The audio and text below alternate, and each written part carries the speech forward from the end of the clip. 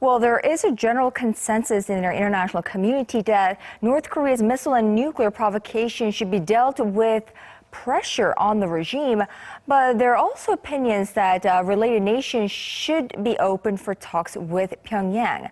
Well, it's a sentiment that's also held by a former high-ranking U.S. official who spoke in Seoul Tuesday. Kwon Soa reports. The countries most closely related to the efforts in denuclearizing North Korea, namely the members of the six-party talks, should be open to dialogue with Pyongyang. This, according to the CEO of the Asia-Group and former Assistant Secretary of State for East Asian and Pacific Affairs, Campbell, who was in Seoul Tuesday.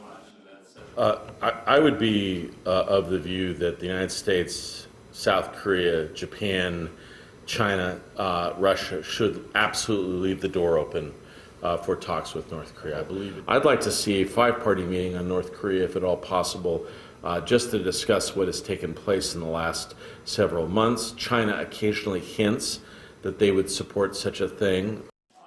Campbell said when he was in China 3 weeks ago, he could tell that the Chinese were very anxious about what's playing out in Pyongyang and how they currently have little influence on their ally. I'm struck that in almost every corner of the world, China has gaining influence and power. And you see that in every capital in Asia except for one, and that's North Korea. And I think we would expect China over time to exert their influence and power more dramatically.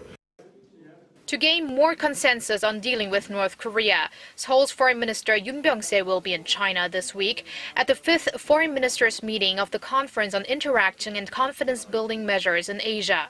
On the sidelines, he is planning to hold bilateral talks with his Chinese, Russian, and Turkish counterparts. The Foreign Ministry said Tuesday that issues related to North Korea will top discussions.